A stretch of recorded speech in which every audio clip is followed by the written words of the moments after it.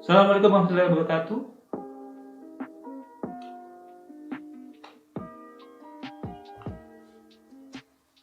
Assalamualaikum warahmatullahi wabarakatuh. Selamat datang di video Stetophilia. Kali ini kita akan bahas suatu hal yang cukup menarik untuk dibahas. Bersama saya, Gumilar Ferdani. Hari ini kita akan bahas apakah perlu menggunakan masker, terutama N95.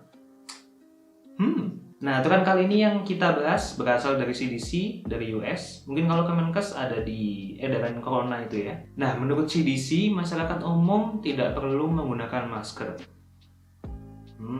Apalagi N95. Bahkan di Amerika, CDC bahkan mengumumkan tidak ada manfaat kesehatan apabila masyarakat umum yang sehat menggunakan alat pelindung pernafasan, terutama masker, dan juga N95. Ya, CDC tidak merekomendasikan penggunaan masker pada orang sehat, tapi kalau orang sakit perlu menggunakan masker. N95 adalah masker yang didesain secara tight fit, dan sehingga dia bisa menyaring partikel airborne atau yang terbang di udara kita dengan baik. Kenapa namanya N95 ya?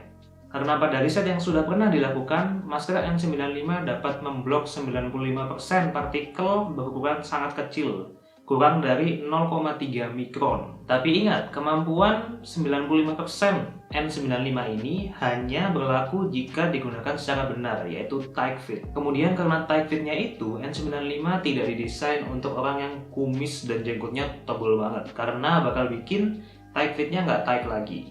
Bakal ketutupan sama jenggot dan kumis yang tebal. Tapi kalau kumis atau jenggotnya mungkin nggak terlalu tebal dan tidak mengganggu fit dari N95 itu, maka ya nggak apa-apa, mungkin berlaku juga untuk kemampuan 95% dari si masker N95 itu. Sedangkan masker biasa itu didesain bukan secara tight fit, tapi secara longgar sehingga lebih nyaman untuk dipakai. Bisa dilihat dari fitnya ini termasuk loose atau longgar ya, jadi dia hanya ada satu fit di bagian hidung saja, yang keras ini, kelihatan?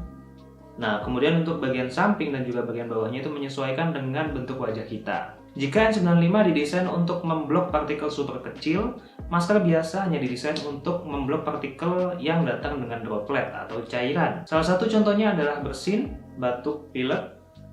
Namun untuk transmisi airborne yang virusnya terbang di udara bakal tetap tembus. Untungnya, COVID bukan salah satunya. Sedangkan cara paling aman untuk membuang masker maupun N95 adalah dengan cara dibungkus plastik terlebih dahulu, baru dibuang ke tempat sampah supaya tidak membahayakan petugas tempat sampah yang harus membuang harus membuang sampah yang kita buang setiap hari. Jadi dia membuang apa yang sudah dibuang. Life is complicated.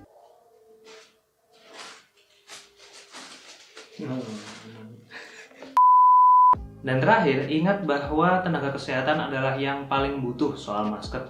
Kenapa? Karena pertama, dokter dan perawat selalu bekerja di rumah sakit, apalagi di saat-saat wabah seperti ini, di mana rumah sakit adalah tempat datangnya semua orang dengan gejala yang sangat berbahaya. Jadi, resiko tenaga kesehatan, mau dokter, mau perawat, dan lain-lain, itu meningkat drastis dibanding masyarakat umum yang di sekitarnya belum tentu ada orang yang sakit. Itulah kenapa CDC tidak merekomendasikan masker maupun N95 pada masyarakat umum yang sehat. Beberapa fasilitas kesehatan di Amerika bahkan membuat guideline untuk masyarakat umum yang tetap ingin menggunakan masker. Jadi maskernya tuh dibikin sendiri atau DIY.